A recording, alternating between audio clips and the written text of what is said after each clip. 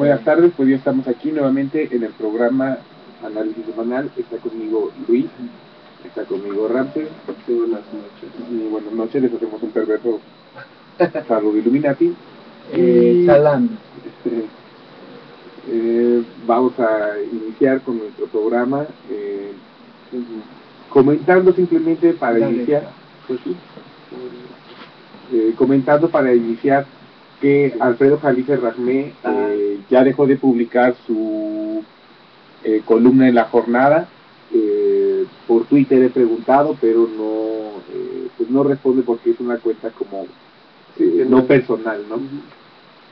Entonces, además que puede responder, no va a responder, que es obvio.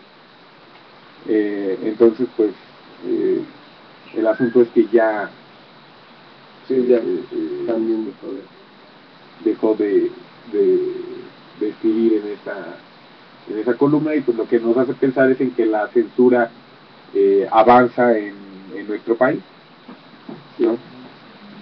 De muchas formas avanza la censura en México. Bueno, pues ahora sí ya vamos a pasar, acaba de llegar un poco de público al estudio, al puro, al baño japonés, pero quisiéramos saber. Al ofuro no. Al ofuro. Podríamos transmitir algún día desde un ofuro. Pero bueno, vamos a pasar ahora sí ya a nuestro programa en forma, después de ese pequeño anuncio importante que teníamos que hacer sobre Alfredo Jalife Rasmé y su programa, su columna en La Jornada. ¿Qué más quisiera que tuviera un programa él? Sí. La internet, Jalife. Ajá, ya exactamente también. Como Saldaña desde su oficina puede estar ahí hablándonos, ¿no? Sí. Sería un éxito. Sí, ya va a publicar en su página. Pero bueno, solamente lo vamos a seguir por ahí. Vamos a pasar ahora sí al programa. Vamos a sacar una sección. Yo saco ahora primero, para variarle al asunto. Yo nunca soy primero. Entonces nos dice lectura. Yo quiero ser primero ahora en sacar la lectura. Bueno, la sección, y nos tocó la lectura. Que de lectura tenemos la enajenación del hombre moderno, ¿no? De Fritz Pappenheim. Fritz Pappenheim. Bueno, entonces vamos a pasar a leer el capítulo número 2. A ver, ¿qué tal? Que se llama el capítulo número 2. Tecnología y enajenación. En sus aspectos esenciales, la época moderna está llegando a su fin, dice Romano Guardini al comienzo de su libro Die Macht, el poder. Esta declaración formula una conciencia creciente expresada por numerosos autores contemporáneos. Muchos de ellos se refieren a nuestra cambiante actitud para con la máquina. Subrayan que la creencia de las bendiciones del progreso tecnológico, que comprendía la perspectiva moderna, ha sido debilitada considerablemente, cediendo a una más clara percepción de los antagonismos entre la máquina y el alma humana. Es cierto que muchos individuos en Europa y también en América están convencidos de que la máquina amenaza los valores espirituales de la humanidad. Les es difícil comprender la fe ardiente en el progreso tecnológico que había inspirado a generaciones anteriores. Esta fe en la tecnología surgió de la situación que el hombre atravesó durante los siglos posteriores al declive del mundo medieval. El individuo, que hasta entonces se había considerado integrado dentro de un orden universal que abarcaba su existencia física y espiritual, se encontró desarraigado y relegado de las moradas sobrenaturales que lo habían albergado en los días de su certidumbre religiosa inconmovida. Entonces fue impulsado a construirse un nuevo hogar. Perdón, eso sí debió ser un shock bastante fuerte para todas las personas en esa época, ¿no? Así como la aparición después de la televisión, en ese primer momento, ¿no? la tecnología, toda la revolución industrial, ¿no? Sí genera un fuerte shock emocional incluso en las personas, ¿no? O sea, porque todo aquello que se veía, sobre lo cual estabas asido, ¿no? Toda su existencia, deja de ser válido y, o sea, ya a de cuenta se vuelve más, se vuelve más clara la farsa, ¿no? Que tú te engañas a ti mismo creyendo en eso, ¿no? O sea, que es una creencia, pero ahora sí ya es contra las pruebas, ¿no? O sea, hay, por ejemplo, la evolución, todo ese asunto, la Tierra, cuando la Tierra dejó de ser plana, ¿no? Por ejemplo, también otro gran shock, ¿no?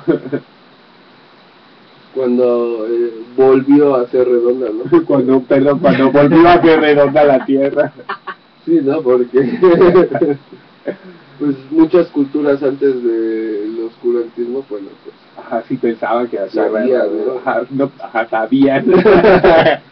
Pero digo, bueno, ahí sí, la verdad, estuvo muy cañón eso de cómo a la gente la sometieron a la falta del conocimiento, ¿no? Bueno, al acceso al conocimiento, así, muy, muy restringido.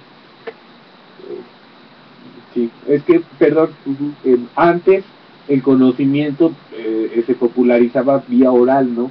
Y estaba cifrado en las leyendas, en las fábulas, en la mitología del inicio del fin del mundo, de los inicios del mundo de cada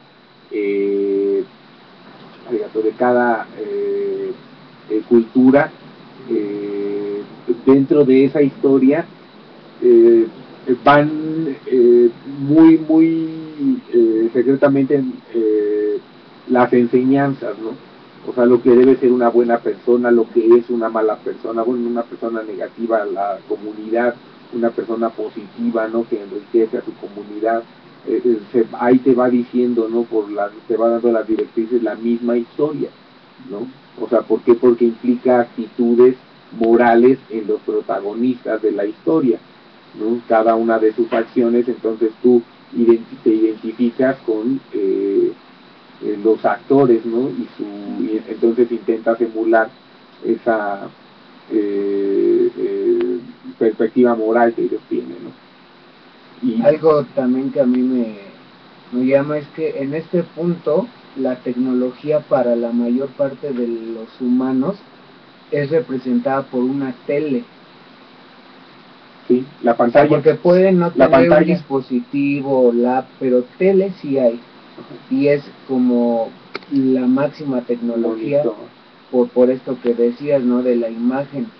O sea, ¿cómo es posible que lo lograron, ¿no? O sea, enajenar a las masas mediante esta programación tendenciosa y dirigida a sus intereses y no al bienestar común, sí, o a la enseñanza, o como dicen, ¿no? A compartir el conocimiento. O sea, lo que es conocimiento.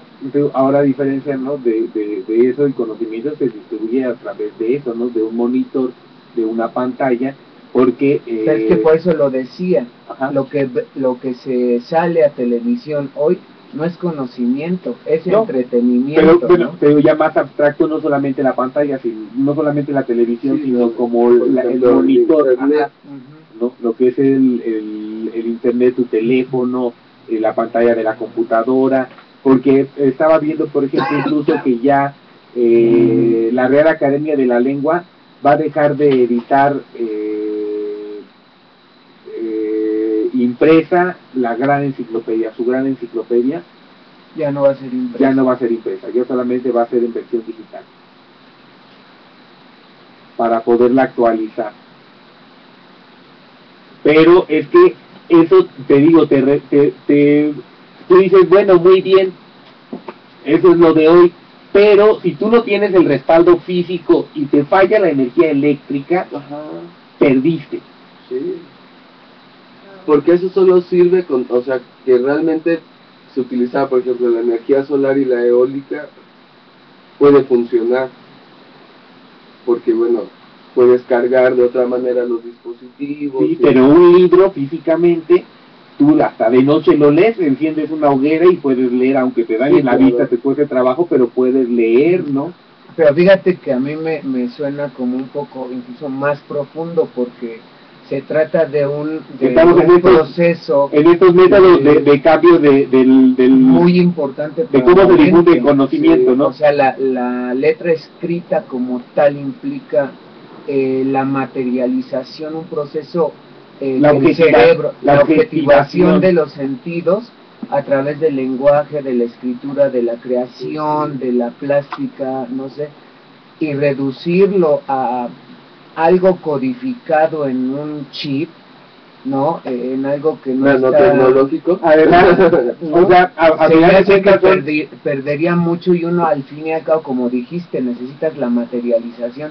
Terminarías aceptando un mundo virtual. Porque además de todo, van a hacer el código binario. ¿Qué horror es que...? Todo el código binario, ¿no? Son rayitas y ceros, ¿no? Nada más.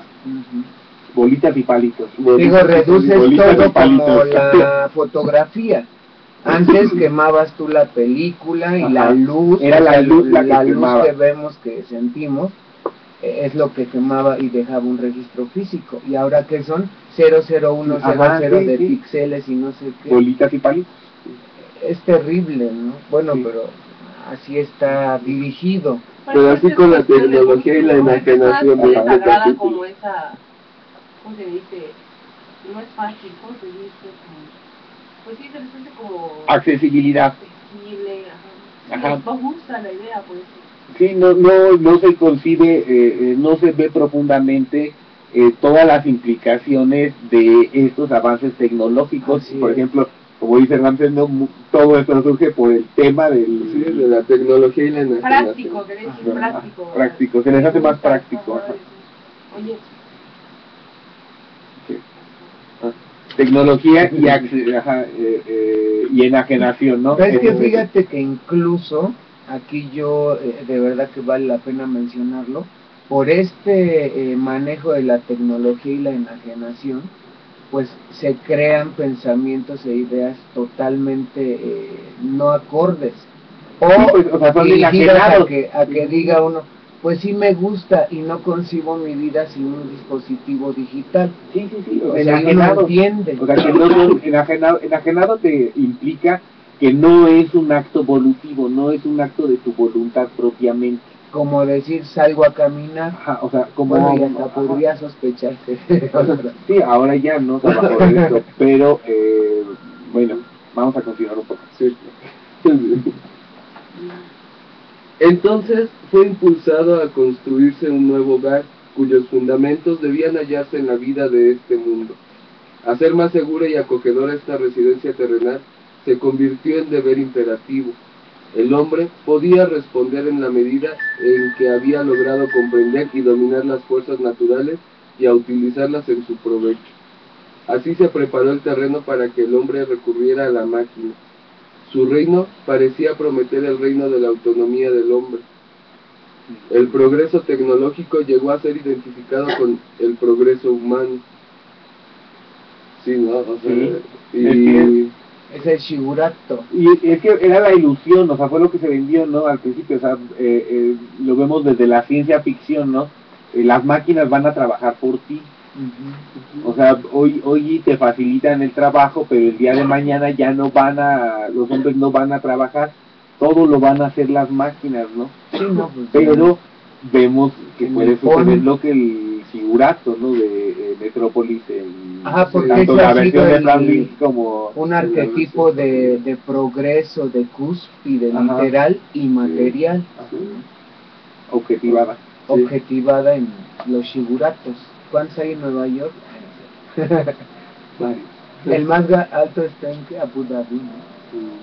Bueno, seguimos con la imagen del hombre que resulta de la aceptación esperanzada de la máquina es diferente de aquella de la Edad Media, pero no es antirreligiosa. Expresa la esencia misma del pensamiento religioso tal como se desarrolló después del eclipse de la cosmovisión medieval, procurando mantener un rumbo equidistante de la contemplación espiritual y de la mundanalidad materialista.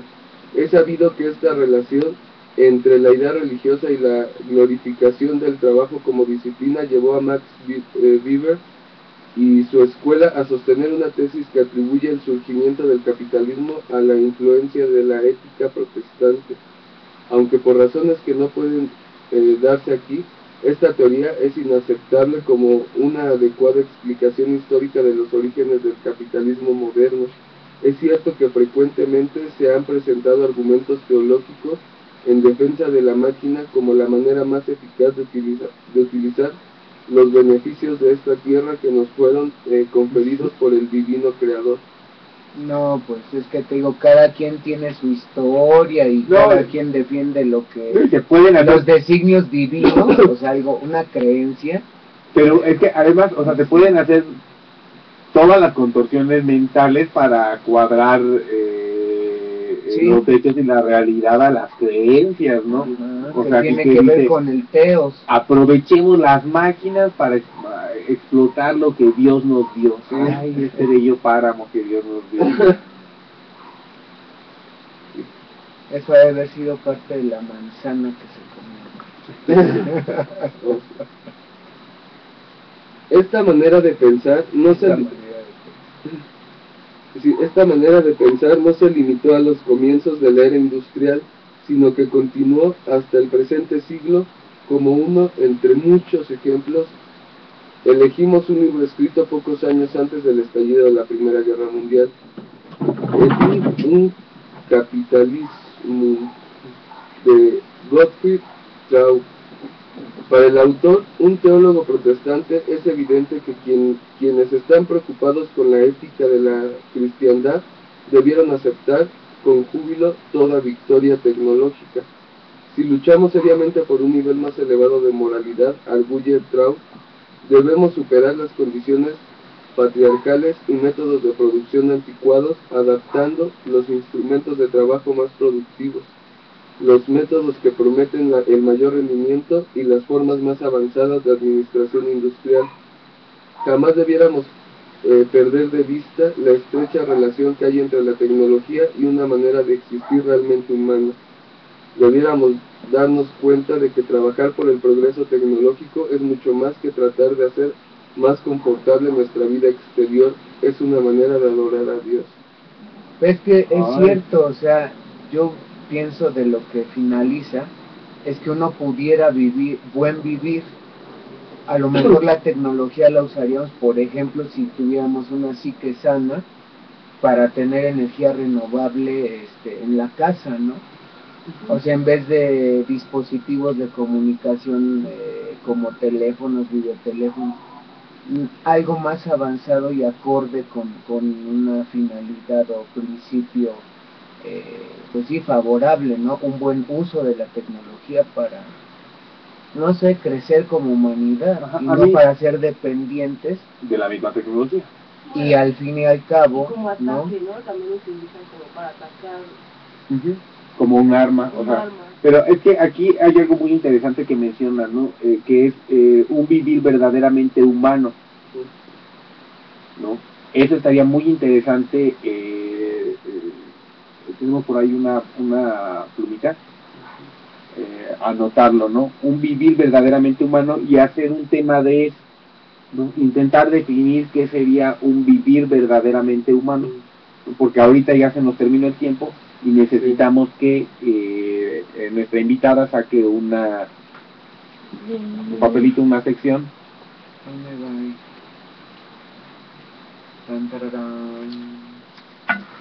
¿Me lo puedes regresar? Fukushima. Fukushima, tema. Tenemos de tema Fukushima.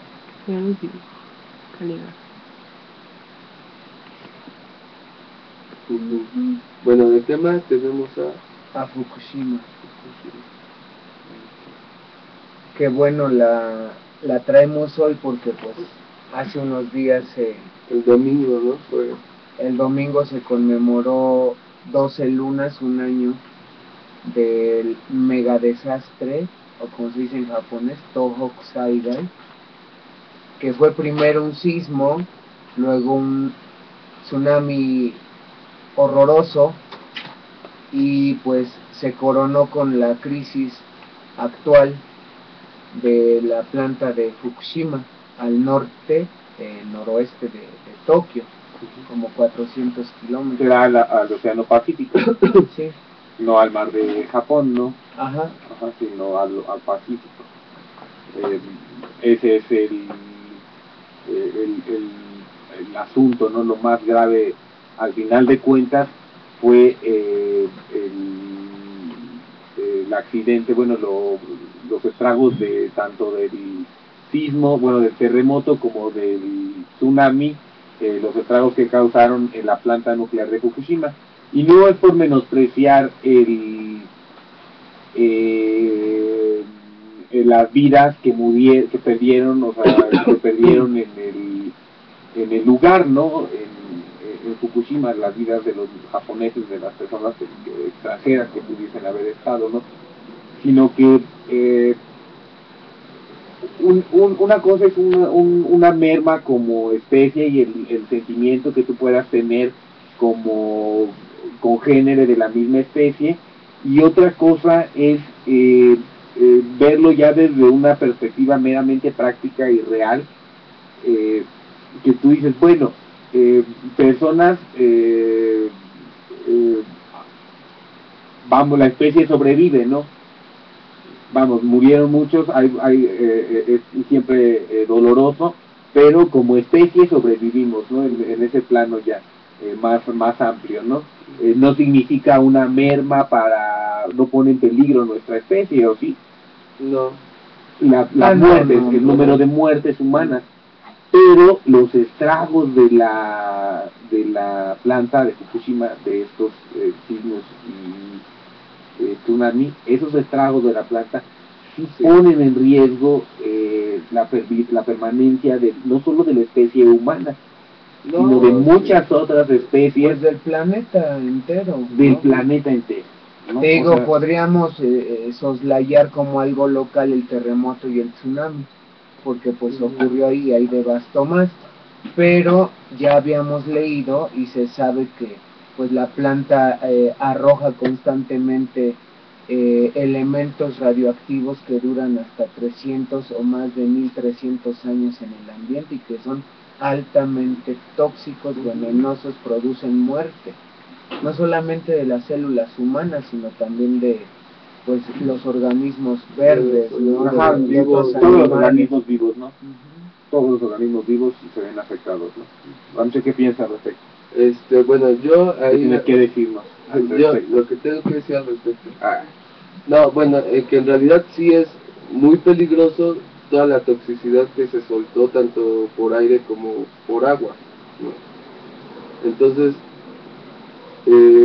como habíamos leído en el artículo del domingo de Calife, que era el del miércoles, o sea, en realidad sí, ¿qué onda? O sea, ¿quién está investigando realmente los estragos, ¿no? O sea, porque bueno, sí, Estados Unidos pues siempre está investigando en todo, pues que tecnología y todo. Y sí, pero, o sea, y no es minimizar, o sea, no, y sí es terrible las muertes que están ahí, ¿no? O sea, porque es que hago un poco de énfasis porque es en lo que están haciendo énfasis las autoridades de todos los gobiernos, un énfasis en las víctimas mortales de tsunami, de los damnificados del tsunami, de los terremotos, ¿no? Pero ahí se focaliza la atención, ¿no? En esas muertes, y no se ve hacia todos estos estragos que, como tú dices, no se investigan, ¿no? Particularmente lo nuclear, o sea, lo del tsunami y el sismo ya quedó bien bien respondido y entendido. Pero de lo que no se habla particularmente es de la radiación. Sí, de la radiación, que es lo que en realidad sí pone en riesgo y sí confiere a todo el planeta. O sea, no es algo que sea una cuestión interna, o sea, eso ya salió de Japón. Exactamente, ya rebasó las fronteras de Japón. Y tienen una responsabilidad con el mundo, porque además... Bueno, la pregunta sería, ¿cuál es algo la muy importante, responsabilidad. algo muy importante que estaba mencionando Luis es que además esto no es un hecho de que podamos nosotros referirnos a un hecho del pasado, que podamos decir, ay, los derrames nucleares que hubo cuando el tsunami de Fukushima, no, sino que continúa constantemente hasta nuestros días, hasta el día de hoy, un año después, como dices tú, 12 lunas después, continúa arrojando residuos radioactivos hacia el océano Pacífico. O sea, no es un evento que nosotros situemos en el pasado, está presente, está ocurriendo. Los gases tóxicos, al parecer, ya no se emiten, ¿no? Digo, se podría pensar que la postura de esta realidad es extremosa, porque entonces se da por entendido que se está contaminando el mar, y como por numeralia y verdad, ¿no? Y realidad, la tierra es agua. O sea, si tú envenenas el medio donde flotan los continentes, matas el ecosistema, ¿no? Sí, y es que además, o sea, por ejemplo, el agua está contaminada del océano, las lluvias van a ser lluvias radioactivas. O sea, y los bosques, envenenas el ciclo del agua. Vas a envenenar los bosques, vas a envenenar los ríos, vas a envenenar las montañas, los mantos freáticos, todo. Van a morir las especies. Imagínate, ¿no? O sea, en los lugares donde, por ejemplo, en las montañas, ¿no? La nieve, ¿no? O sea, y que se congela, ¿no? Y dices, bueno, y todavía ahí se hace un refrigerador, o sea, guardas radioactividad, o sea, ¿no? O sea, de todas las... Van a ser cumbres ya intocables, ¿no? Cumbres radioactivas, en lugar de cumbres borrascosas, cumbres radioactivas. Vamos a escribir nosotros la novela. Que empiecen. Sí, no, o sea, está terrible. Inclusive, ¿no? Se leía en el artículo que en Coca-Cola Tongo el Alto, ya la agencia de estudio, ¿no? De radiación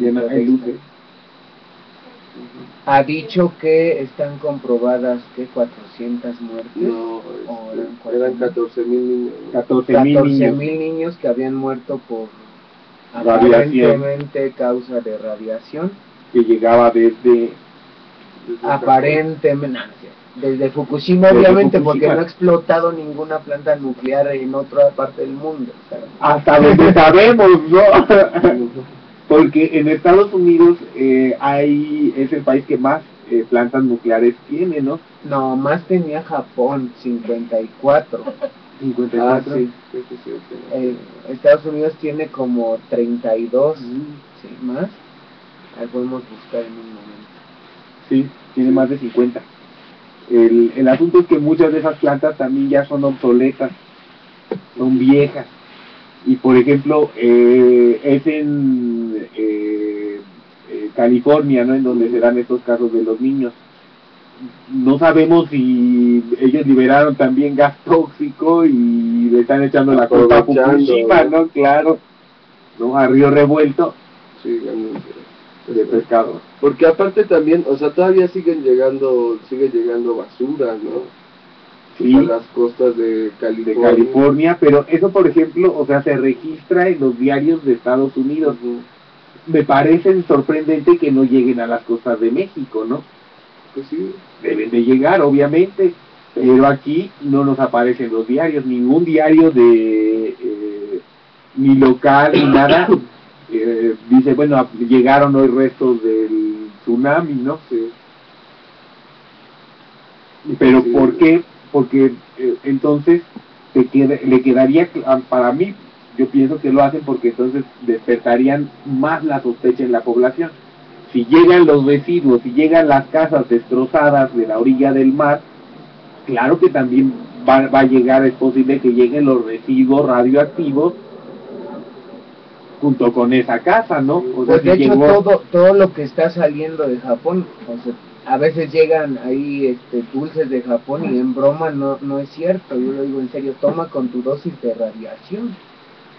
O sea, están más cerca del epicentro. Si ya ha llegado aquí por las corrientes del viento, algo que es hecho en el país y que se sube a un avión llega con más. Aparatos electrónicos. Sí, ¿cuánto producto no está siendo ya... bueno, de un principio las manufacturas y todo continuó en cuanto pudieron, ¿no? Y el comercio continuó y ellos intentaron hacer como si no pasara nada, y ya después fueron resultando los productos que se identificaron como contaminados, ¿no?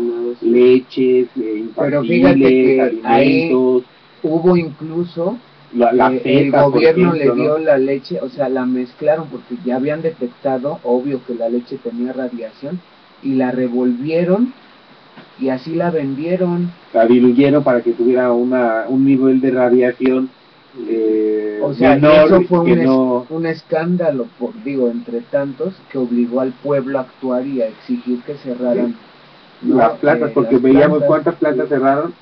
52. De las 54, ¿no?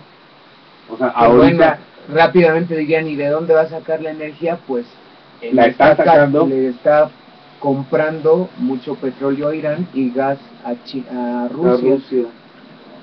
O sea, no se ha quedado y pues tiene alternativas y ha podido, según... Sí, van a estar ocupando todas sus reservas para comprar esa energía que no pueden ya producir. ¿Pero por qué? Porque la gente decidió salir pagar la consecuencia de cerrar esas plantas nucleares. Sí. Que se encarezca todo lo que son los combustibles, toda la energía, no se va a encarecer. A lo mejor van a tener que hasta racionalizar, ahora cuidan más la energía. Pero ellos saben, y saben que eso es momentáneo, ¿no? Porque en lo que hacen la transición a otras energías.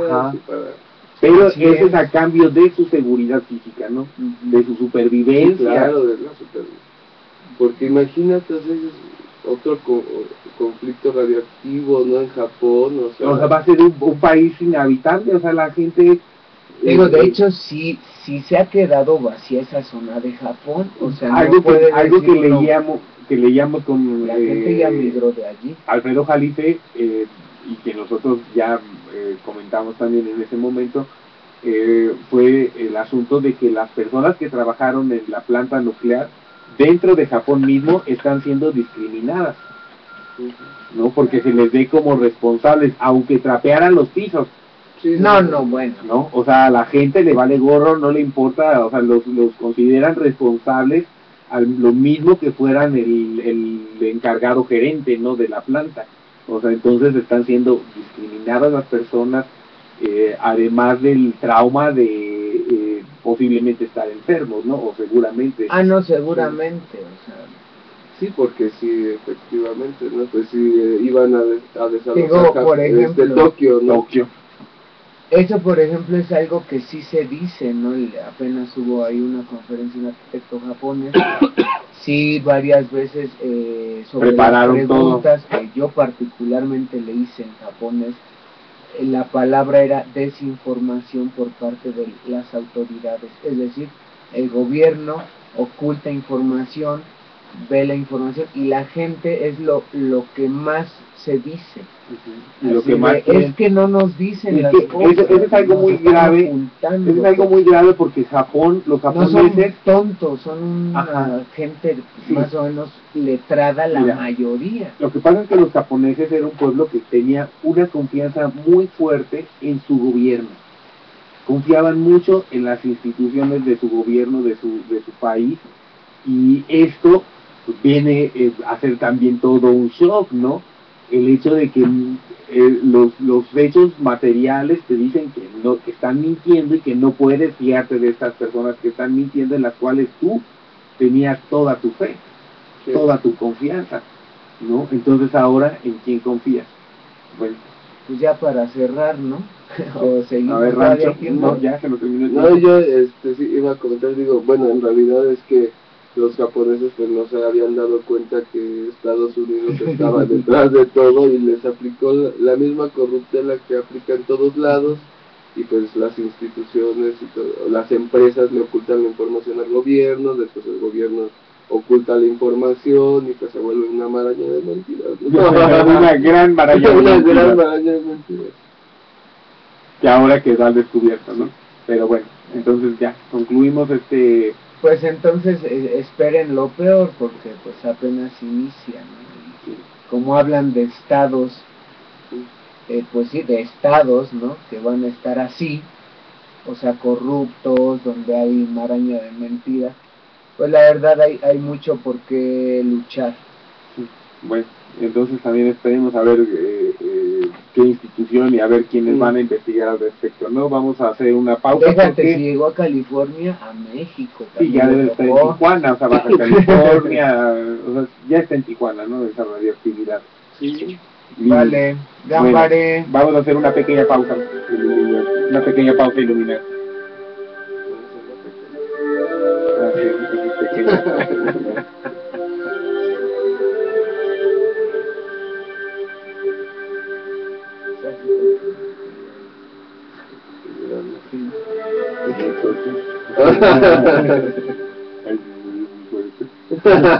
La chuchis. El chuchis de Oprah. Imagínate. Imagínate esas cosas.